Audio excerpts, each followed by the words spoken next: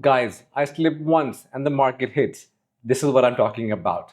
I was having a business as usual green day. I've been averaging anywhere between 100 to $200 green in the month of April. And I was like, you know what? It is what it is. It's fine. Green is good. And out of nowhere, I get hit with a ton of bricks and I take a $1,200 loss. Let me show you in TraderView what happened. So guys, we're in TraderView at 9 a.m., like I said, I was green about 100 bucks. Business as usual, no complaints. Within 5 minutes, I'm down $1,100 on the day. Thanks to this stock, OBLG. Let me show you what happened. Here's what happened. I entered this trade by mistake. I swear, guys. There was a hotkey fumble. I was playing around with my hotkeys and I entered the trade by mistake with 300 shares, a little over 300 shares. And first instinct was to just, as soon as I realized that, oh my God, I entered this trade by mistake, I tried to average up and there weren't too many shares to short. So I got stuck in this position and I saw this come back and I was like, you know what, let me wait. And this thing pulls up again. And I covered pretty much at the top. So if you look at the entries, 300, I was able to fill a little more shares, 100 more shares on the way up, and I covered the 533 shares for a loss, and I'm down. This little highlight here shows you. So at 9, I was up. 9:05, I'm down. And I'm like, what the hell just happened? I was so mad, guys. The best thing I did at this point, let's put things in perspective. The good thing was I actually walked away from my desk. I was like, you know what, let me just take a breather. Let me just absorb what happened. And I'm like, you know what, mistakes happen. Let's get back. So I came back after like 5 minutes. So at this point, I am not complaining. Yes, I was mad about the loss, but just my actions up until this point, I'm honestly not that mad at myself. I'm like, you know what, losses happened all of a sudden. I've been really careful, really cautious the entire month of April. Let's move on.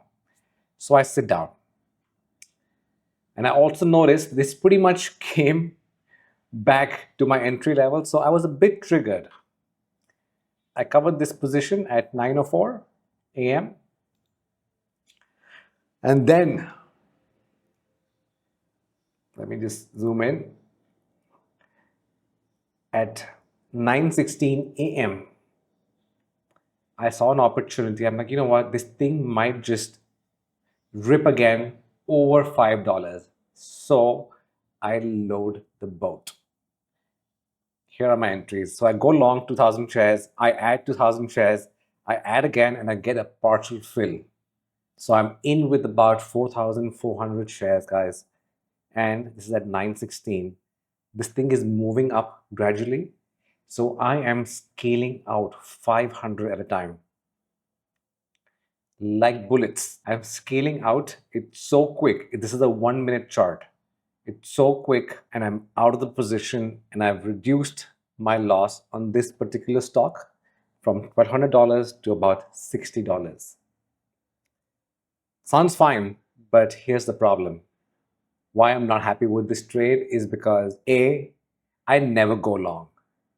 I'm at this point primarily a short bias trader because that's what my stats tell me, that in the last 1 year and 8 months, I've had the most success shorting and I've lost a lot of money going long. So I'm like, you know what, at the time being, let's just work on the short game and let's gradually, with small size, see what we can do to become a better long bias trader. And this was the exact opposite. On a regular day, if I had not been red, I would have never taken this trade. So I got triggered and I revenge traded into recovering this loss. And that's why I am not happy overall with this trade. So I was able to finish $57 in the green in net PNL on the day. Super grateful, guys, that I was able to recover from the loss, but I have to call a spade a spade. It was not the best way of recovering the $1,200. And overall, I give this trade a thumbs down. I'll do more of these good and bad trade recaps, hopefully more good than bad. Let me know in the comment section what you think about this particular trade. I will see you in the next video.